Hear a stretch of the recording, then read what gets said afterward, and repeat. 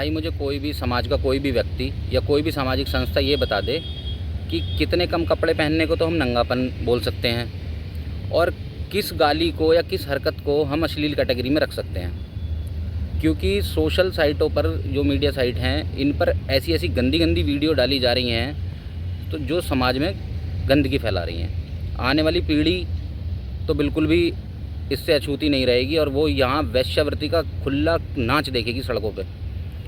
जिस देश की संस्कृति के बारे में हम बोलते हैं ना, वो देश की संस्कृति ख़त्म हो जाएगी सब।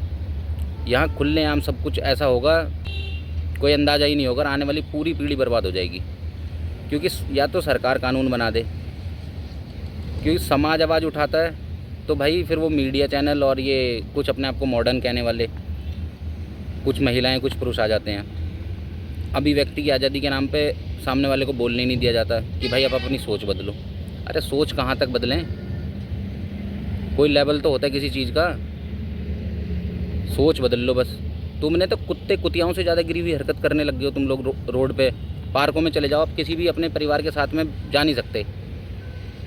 किसी भी महानगर में, किसी भी कोई भी शहर है, दिल्ली एनसीआर में तो खासकर, आपको मेट्रो भी ले लो, आप पिक्चर हॉल ले लो, मॉल ले लो, कोई जगह नहीं छोड़ी है जहाँ ये चिपके हुए ना मिले। और इनकी हरकतें ऐसी ऐसी वीडियो वायरल होती हैं ना कि इन पे जूता बजाने का मन करता है भाई। अरे अपने आप को मॉडर्न का अगर तुम समझ ही रहे हो ना, तो तुमसे ज़्यादा मॉडर्न तो कुत्ते कुतियाँ हैं। बस अभिव्यक्ति की आज़ादी है। मैं बोल रहा हूँ, दोबारा बोल रहा हूँ, मैंने 2-3 साल पहले भी वीडियो डाली थी। अगर आपको मॉडर्न ही बनना है तो इन कुत्ते कुतियों के जैसे बन लो, फिर जानवर बन जाओ। क्योंकि समाज में तो आपको रहना नहीं है, बस गंदगी फैलानी है। और ये जो नंगा नाच मचा रहे हैं सोशल साइटों पे, ये पॉर्न साइट बना रखी हैं, इनके घर वाले नहीं देखते, पता नहीं मर गए, जिंदे हैं, कहाँ हैं, या इसी तरीके से ही पैसा कमा कमा के अपने बच्चों से ये हरकतें करवा के आप खा रहे हो।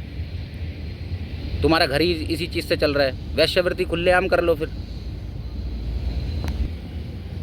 जब 3 तलाक का कानून पास हुआ सरकार के द्वारा, तो ये मीडिया एंकर ही बैठ बैठ के डिबेट कर रहे थे कि हाँ भी सही हुआ, महिलाओं को इंसाफ मिलेगा। और जब अनिरुद्धाचार्य और प्रेमानंद जी महाराज ने बोला कि ये 4-4 रिश्ते रखने गलत हैं, तो ये उसके ऊपर दूसरी तरीके से चढ़ गए, फिर उनको गलत साबित करने लग गए। तो भाई जब आप पहले समर्थन कर रहे थे 3 तलाक का, तो फिर उसकी अभिव्यक्ति की आज़ादी कहाँ चली गई? जो 4 शादी कर रहा था उसका भी तो अपना मत है कुछ, या उसकी अपनी भी तो कोई इच्छा है। आप एक स्टैंड पे तो रहो। या केवल साधु संतों को टारगेट करना है? वो छांगुर बाबा और ये एक मदरसे में 40-45 बच्चियाँ बंद मिली थी, करोड़ों में वो हिंदुओं की बेटियों को बेच रहा था, सरकार ने बुलडोज़र चलवाया, कितनी डिबेट करी?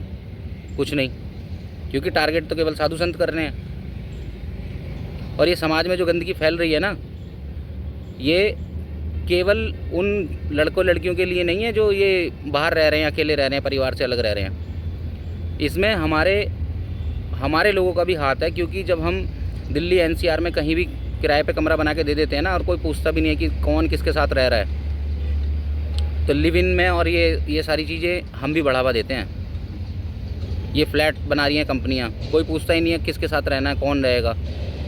तो भाई हमारा भी हाथ है, हम किराए पे बिल्डिंग चढ़ा देते हैं और ये नहीं पूछते कि कौन आया कौन गया। तो भाई अपने आप को भी रोकना पड़ेगा। अगर आप किराए पे कमरा दे रहे हो किसी को, तो वहाँ भी प्रतिबंध लगाओ।